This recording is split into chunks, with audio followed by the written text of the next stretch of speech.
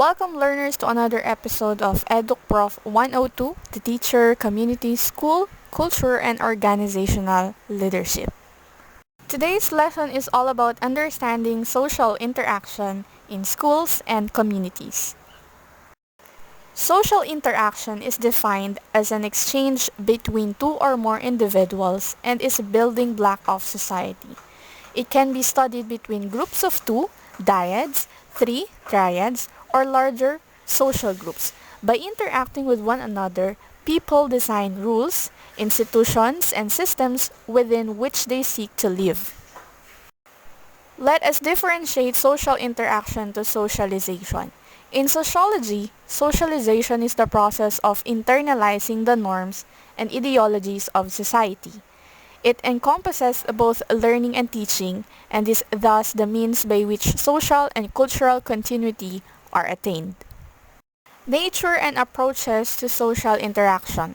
When two or more persons meet, there will be a mutual awareness and response between them, both verbal and nonverbal.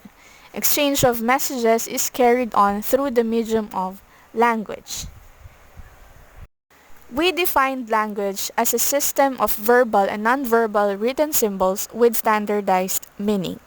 Verbal language involves the use of words or sound symbols for things, objects, or ideas. However, nonverbal communication types include facial expressions, gestures, paralinguistics such as loudness or tone of voice, body language. Obviously, without interaction, there would be no group of life. That is why social interaction is the foundation of society. For instance, interaction is the major processes for the socialization of an individual from birth to death, which exists in every culture. We do have different forms of social interaction. We have between individual and individual, between individual and groups, and between groups and groups. But how do we approach as we interact? With that, we have two approaches to social interaction. These are symbolic interaction and functionalist view. Symbolic interaction refers to the communication of thoughts and feelings between individuals that occurs by means of symbols, such as words, gestures, facial expressions, and sounds.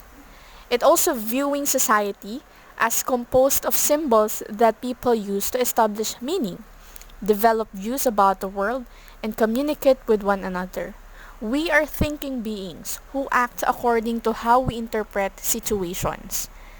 Gender can be understood through symbolic interactionism because gender is a sociological construct.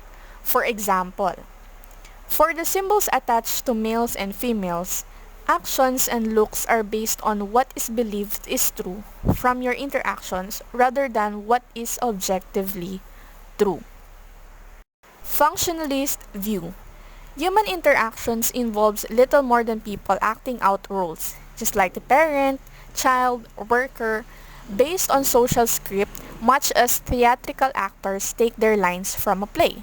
And according to the functionalist perspective of sociology, each aspect of society is interdependent and contributes to society's stability and functioning as a whole. For example, the government provides education for the children of the family, which in turn pays taxes on which the state depends to keep itself running.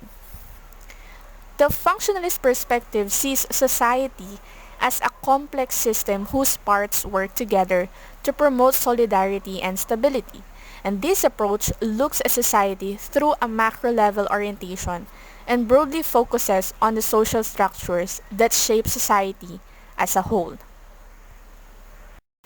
As I have said a while ago, every day we interact with one another. And with that, there are 5 types of social interaction, such as exchange, competition, conflict, cooperation, and accommodation. We will define each of those terms later on. Let's have the word exchange. It is an individual or group undertaking an effort to receive a reward in return for actions. The examples for this are when we pay for groceries, no? When we exchange gifts from other people, or having simple discourse saying thank you. So you exchange thoughts, no? You respond from one people to another. There is an exchange of thoughts. Competition. It is an interaction that occurs when two or more people or groups oppose each other to achieve a goal that only one can attain. For example, when you play basketball, so there's a competition. When you play on a game show, or it could be when you have a quarrel with your siblings over a toy. So that is what we call competition. It is an interaction when two or more people oppose each other. Third type of social interaction is conflict. It is the deliberate attempt to oppose, harm, control by force, or resist the will of another person or persons. For example, when you had a fist fight, no, or when you disobey rules. So that is an example, or those are the examples for conflict. When you attempt to oppose or harm or resist from someone. Next type, we have cooperation. It is an interaction that occurs when two or more persons or groups work together to achieve a goal that will benefit many people. For example, players working to win on a game. So there is a collaborative work in order for them to win. Another example is community works or bayanihan.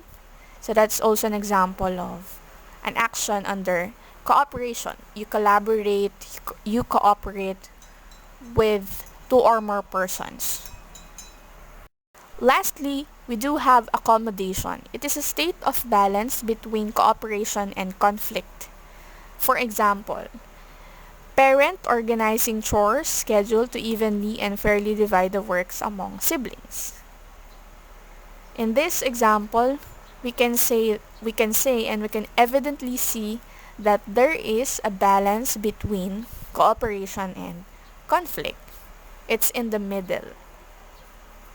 And that would be all for the understanding social interaction in schools and communities. I hope that you learned something from this lesson. Before we end this video, I would like to ask you to give your overall reaction regarding our lesson.